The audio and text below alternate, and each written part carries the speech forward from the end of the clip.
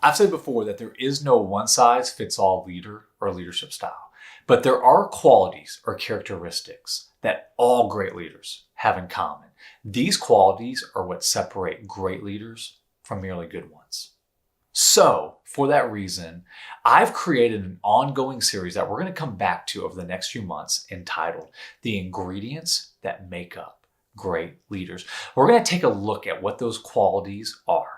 And I'm excited about it because it's going to be very practical. You're going to be able to look at that quality and then look inside yourself and go, okay, how can I develop this skill and become a more effective leader? So let's get started. The first quality is compassion. Now, I know many of you are thinking, I wouldn't necessarily start there. But in my opinion, compassion is foundational to effective leadership. And I would even go as far to say that great leaders have to have compassion. You cannot consider them great if they don't. The reason? Think about what we talked about in a previous session. We talked about how leadership is influence. If people don't know you care about them, it's going to be hard to influence them. John Maxwell says, people don't care how much you know until they know how much you care. You see, effective leadership starts with compassion. Think about this. Let's say a friend of mine and I go to a coffee shop. At that coffee shop, I explain to him an issue that I'm having at work. Well, as we're talking, there's a businessman who's an expert in my field or industry. He overhears the conversation. At some point, he comes over, interrupts us, introduces himself, and then gives me advice. Guess what? It doesn't matter how good the advice is. I'm probably going to be polite, but I'm not going to listen to it. The reason? I don't have a relationship with him. But let's say after I get done talking with my friend says, hey, Shawn, can I share a few things with you? Even though my friend is not an expert in my business or industry, and even though that advice that the businessman gave me is probably better, I will probably listen to my friend because I have a relationship with him and I know he cares. Or think about another story. Let's say you take your kids to the park, and as they're playing, another parent comes down and sits beside you on the bench. After watching your kids for a little bit, that parent leans over and says, can I give you some parenting advice? Whoa, those are fighting words. People do not like it when you critique their parenting style. Why? Because you don't have compassion and a relationship with them. It's hard to have effective influence if you don't have a relationship with someone. Now, there are two keys to effective compassion. First, compassion is unconditional. People who exhibit true compassion are not swayed by the mistakes of others. Now, that doesn't mean you don't get frustrated or disappointed by those mistakes, and it also doesn't mean you're not condoning their actions, okay? People with compassion don't condone poor decisions, all right? But you know what they do? They create atmospheres within their teams or their families where people have the freedom to make mistakes, but then they learn from those mistakes. Okay?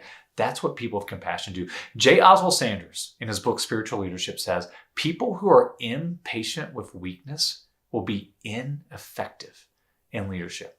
He also says, blunders are the inevitable price that you must pay for training leaders. The great leaders know that they themselves and other people are going to make mistakes, and they plan and prepare for it, and they use those mistakes as learning opportunities. Second, compassion is confrontational. Now, I know many of you are thinking, how does that go together, confrontation and compassion? Well, think about this. Let's say I have a friend who's making poor choices. I'm not talking about little mistakes. I'm talking about he is making choices that is detrimental to himself and his family. If I stand on the sidelines and do nothing and say nothing, guess what? That's not love. That's hate. If I don't care about someone, then guess what? I'm going to let them self-destruct. But if I care about them, then I'm going to come alongside them. You see, the definition for confrontation is someone who stands in front or gets in the way. That's what true confrontation is through compassion. You are standing in front of someone. Think about someone taking a walk, and you get in front of them and you say you're making poor choices, and you do this out of love and gentleness, and the hope is they turn and go a different direction with their life. I had a situation years and years ago with an employee of mine who I thought was making a poor decision. We had a conversation. It was a difficult conversation. We didn't agree. In fact, we ended that conversation to agree to disagree.